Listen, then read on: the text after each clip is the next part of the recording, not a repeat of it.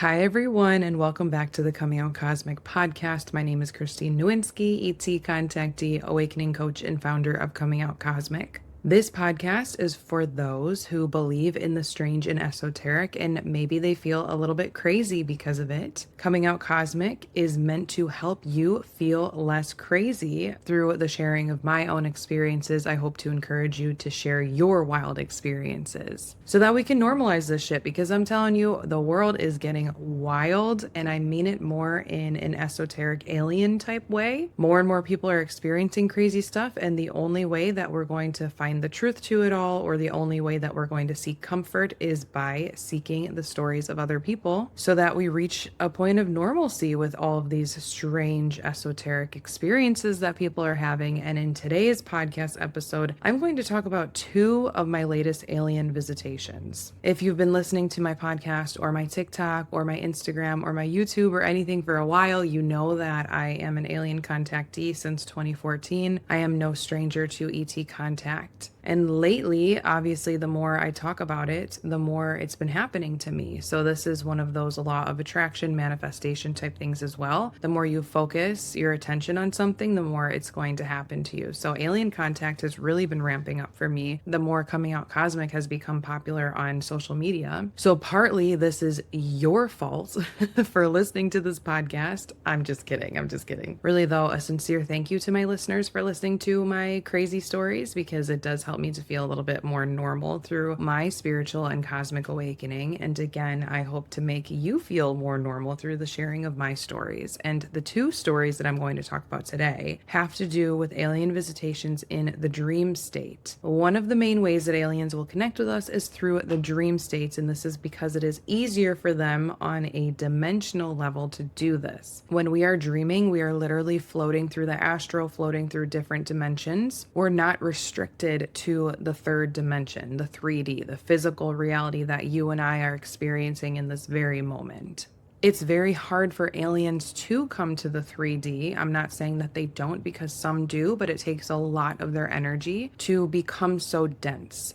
So a lot of my alien contact is through the dream state, and this probably happens for you as well. This first dream that I'm going to talk about has to do with the Draconians. It has to do with clones. It has to do with a lot of strange and esoteric shit, so buckle up. I will preface this dream by saying, oh my God, dreams have been very wild lately. I don't know if you've been experiencing this as well, but I believe as human consciousness rises, we are just having more and more experiences in the astral. I mean, even last night, I had my first remembered experience of astral traveling. Usually, this for me is different from lucid dreaming. And in my astral travels last night, I remember actually leaving my body and floating up to the ceiling and like touching the ceiling and kind of getting stuck there. And this is the first time that I remember astral traveling, which again is different from lucid dreaming. In my opinion, lucid dreaming is when you know that you're dreaming within a dream. This first alien visitation or alien contact dream that I want to get into was not so much a lucid dream. I didn't know that I was dreaming, but when I woke up from it, I knew that it was a weird dream that I needed to explore in more detail. So in this dream, I was in my childhood bedroom. I don't know why, but I have a lot of dreams where I'm in my childhood bedroom. In the bedroom with me is my social media friend, Alina. I say social media friend because we've never met each other in person, but we message here and there. She's so fascinating. Her user on Instagram is starseed_Alina if you want to know more about her offerings, because she has a lot of knowledge about alien technology, QHHT, etc. But anyway, in my childhood bedroom, Alina is standing there and I'm looking at her, and I notice that she looks different, or she appears off. Alina says to me in this dream, she said, I feel bad for you for the amount of ET testing that they do on you. And in my dream, I mean, I already said that she appeared off to me, but this really stood out to me, her saying that she felt bad for me, because I remember thinking in my dream, like, wow, this feels pretty disingenuous. Like, it didn't actually feel like she felt bad for me. She was just saying that as like a blanket statement and maybe looking for a reaction from me. And I don't remember if I said anything back to her, But then I remember that I was stabbed or injected with a long needle in my back. And then I woke up. Like, that was my dream.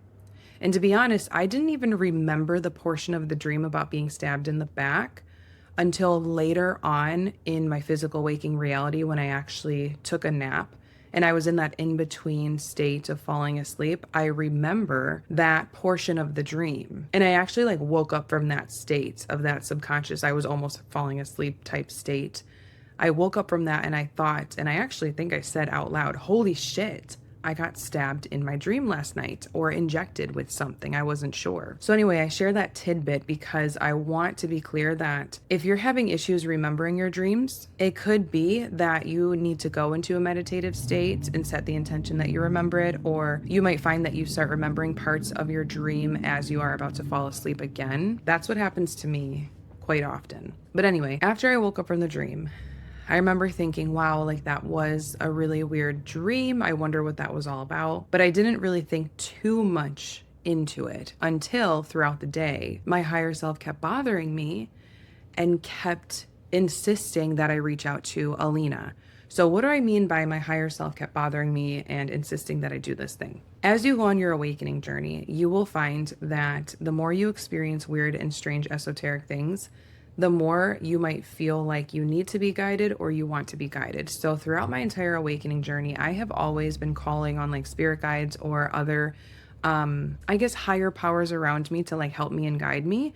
And through that journey, I have connected very deeply to my higher self. And your higher self is basically the you that has always been, the you in all of your past lives, present lives, future lives. It is you in its most pristine form. So when I say that my higher self was really bothering me to reach out to Alina, what I mean is that I had these persistent thoughts that would not leave my mind to reach out to Alina. And when I'm communicating with my higher self, I frequently get the chills. And like I've been getting the chills throughout this entire episode, which I know is confirmation from my higher self that this episode is really needed to be heard by some people right now. And I got the chills right now. So this is just, this is the connection that I have with my higher self. I know that I'm talking to her through chills, and I can discern the energies around me and the different thoughts that I have, maybe where they're coming from, etc. So the different thoughts that I had in this instance was, I need to reach out to Alina. I need to reach out to Alina, coupled with chills. And actually, let me backtrack here. The thought that I had was not, I need to reach out to Alina. The thought was, you need to reach out to Alina. So anytime you hear you language in your mind, mostly that is something else communicating with you. Sometimes you have to be careful and learn to discern whether these are malevolent energies or benevolent energies, but I wanted to put that out there, that anytime you hear you language, it could be your higher self, it could be a deceased relative, it could be a malevolent being planting those thoughts. But I digress. My higher self was telling me to reach out to Alina. I kept kind of ignoring it, but it was so persistent that I was like, okay, fine. And what you'll find when your higher self communicates with you, that if it is something super persistent, the second that you do it, those persistent thoughts go away. So I reached out to Alina and I was like, hey, like, I know that this is weird, but I had this dream about you. And I kind of briefly explained the dream. Now I'd like to read off the messages that I received from Alina, because I think that she's very straightforward and to the point. And she says to me, what the fuck? I have no other words. There is also a possibility I was in a cloned body too. I will do remote viewing and muscle testing tonight. You wouldn't dream of me randomly. I also learned recently some Arcturians captured by Dracos are forced to work for them and do the medical stuff. Okay, so first and foremost, like that's a lot for me to unpack. Just reading these messages, to be honest, I don't know what she means by muscle testing. I'm going to have to reach out to her and see what she means. But for those who aren't familiar with remote viewing, essentially, how do I explain remote viewing? Remote viewing is when you're able to go into such a deep meditative state. You're able to exit and leave your body and literally go anywhere that you want.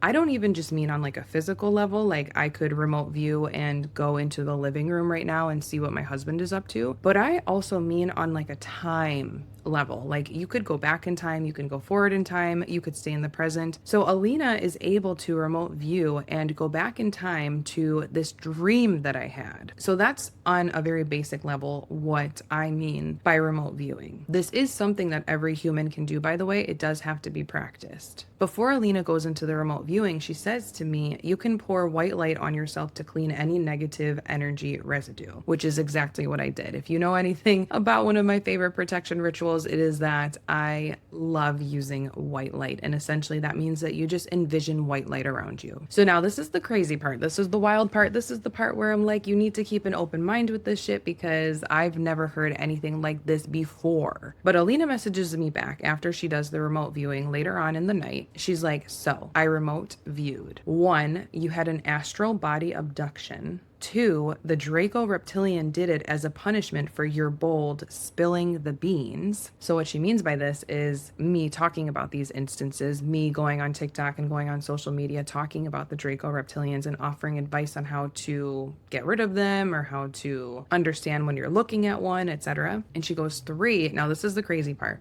They also want to place a reptilian womb sac for a tube baby using your DNA.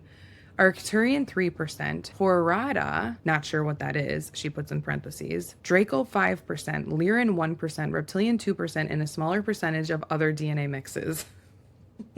Okay, so this is where I'm like, alien technology, all of that science-y stuff when it comes to alien abductions, I am not very much familiar with it. I'm not very much familiar with all that technology. I understand what is meant by like alien DNA, reptilian DNA, but when we're talking about womb sacs and tube babies, I'm like, what the heck does that even mean? So then Alina goes on and she's like, they haven't done it yet, but they want a hybrid to be disguised as mainly Arcturian genome carrier for natural jump gates operator, but with Draco reptilian psychic abilities for infiltration jobs. To be honest, that all goes over my head, but I do believe that on a subconscious level, my soul is able to understand this. So please receive this information as you should. I'm not going to try to explain it to you because I don't understand it myself. And this is not in any way me disregarding anything that Alina remote viewed. It is just my own ignorance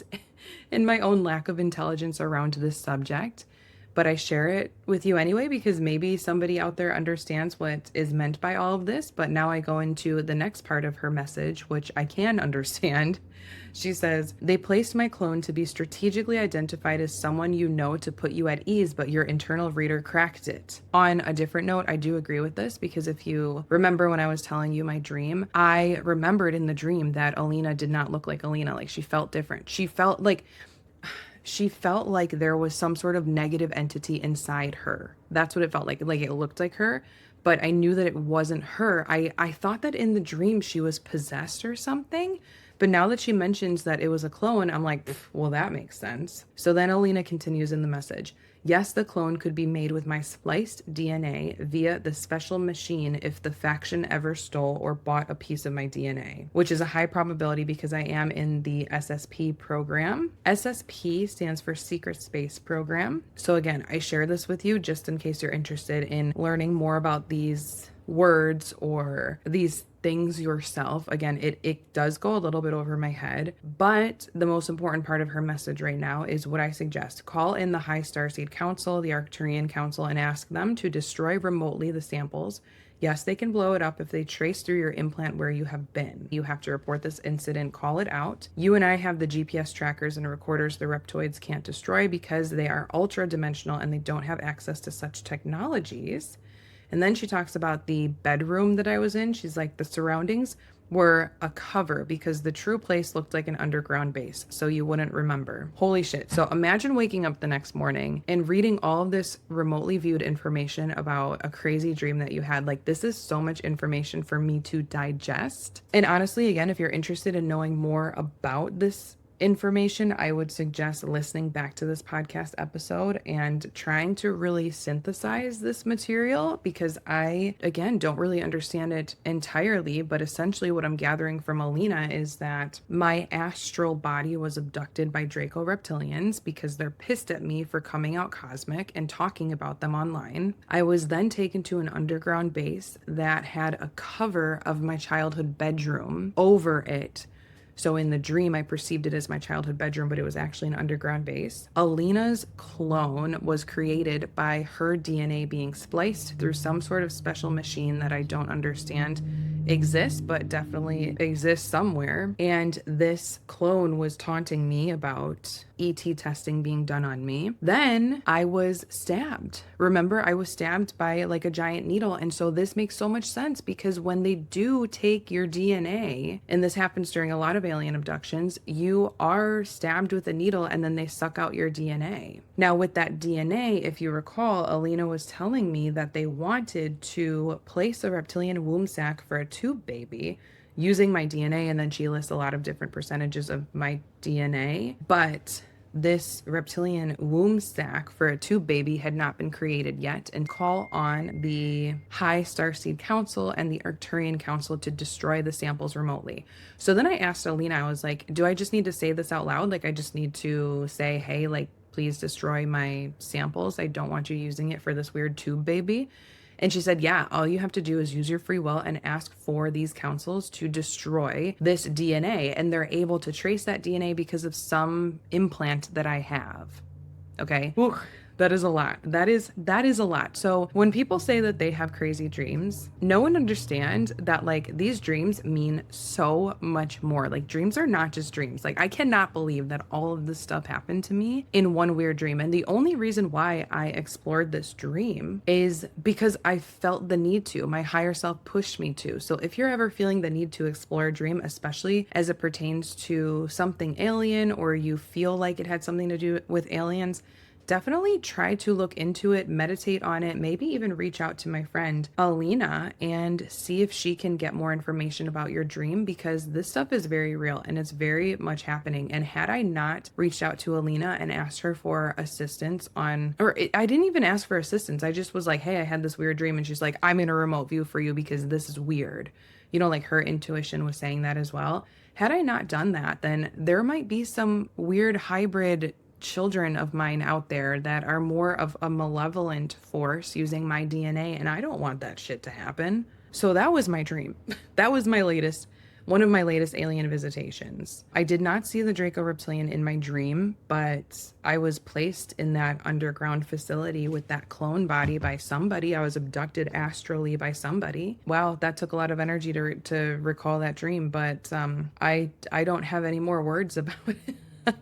I really don't know what else to say about it. I mean, I've been coming out cosmic for a little while now, and I've had a lot of strange experiences, but that explanation for that dream, it does truly resonate with me, and it's just a lot of information to chew on. So this is the first time that I've actually like said that dream back to somebody through a podcast, to an audience. And so for me to just like relive it in my mind, it is just a lot to chew on. So I hope that that wasn't too much for you, but if anything, what I want for you to take from that is that anything is possible and this world is very strange. So let's move on to my next and latest alien visitation story, which is very easy to digest, I would say. It's way shorter, so bear with me on this one. This one has to do with a gray alien, and this is the first time that I've ever seen a full-on alien physically. So back to the beginning of this podcast episode, I said that it's very hard for us to actually see an alien physically because they don't come to us normally in the third dimension, because it takes a lot of energy for them to get to this third level density. So they visit us in the dreams. But even in the dream state, as I talked about in my previous dream with the Draco reptilian not being there, you don't always see them. You don't always see them, but you could feel them energetically. Now in this next alien visitation, I did see this gray alien physically. I was in a sleep paralysis episode, and I don't know if that is technically still considered the third level density, but regardless, I saw this alien physically, and it was really fucking weird looking, I'm not gonna lie. Whenever I try to enact alien contact or bring in alien contact, usually for benevolent healing, I tell the aliens, look,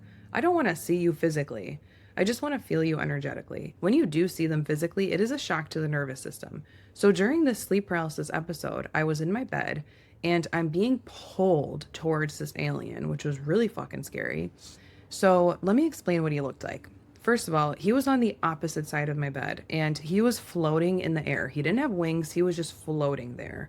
He had a huge head. He was a gray alien, but was a little bit more brown, I guess. He had huge eyes. He had a mouth didn't really have a nose. His body was short. He had longer limbs, but again, like he was short. So he had 2 arms, he had 2 legs. His body stature kind of looked like the E.T. from the movie E.T., but his head did not look like that. Like his head was like very much round and almost football-like shaped, but a little bit taller, if that makes sense. And so as he's like pulling me toward him, and he's not doing this with his arms, he's doing it through pure energy. As he's pulling me towards him, I start screaming. And when I start screaming, he exploded like he exploded, and then I woke up. So now I'm like, what the fuck does that dream mean? Like, why does this keep happening to me? Why do I keep having these weird alien visitations in my dreams? Like, what did that even mean? So I went to the Coming Out Cosmic Skool community, which is a separate community that I've built off of TikTok. It is a free community if you ever want to join. I will leave the link down below. There's only about like 25 to 30 members in there right now, and it really is just an exclusive group of people who go online and talk about aliens and talk about their experiences. It's a judgment-free arena, and it's a really cool group of people. So I go to the Skool community and I post in there and I'm like, hey guys, this is my sleep paralysis dream. This is the gray alien that came to me. He exploded when I screamed. What the hell does that mean? And so a couple of my friends on there were like, oh my God, your scream frequency was too high for him to then be in that reality with you, that he exploded because he could no longer be near you. And I was like, oh my God, that resonates. That makes so much sense. My scream essentially killed him.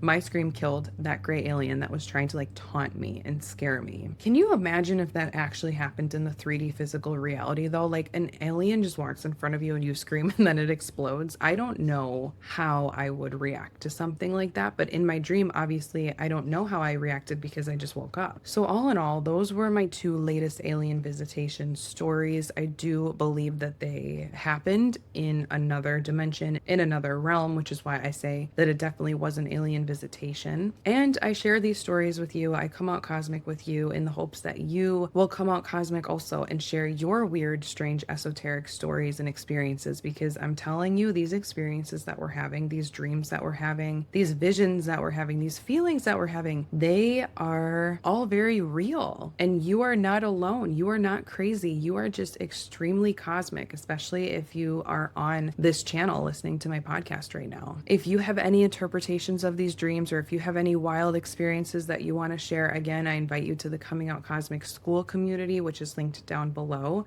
There is a 24-hour period where I will go in and accept the membership request. So you have to request to be in, but again, it's a free membership. I'm going to be adding a lot of different courses and content on there as well. We have a lot of free events that go on there as well, and just a lot of really cool people to connect with. I want for this to be a big community where we all support each other in all these weird experiences. So again, thank you for listening. And if you liked this episode, don't forget to share, subscribe, rate the podcast 5 stars. It really does help me out, and I appreciate you guys so, so much. I can't wait to share what other weird stories I have with you guys in the next one. Bye.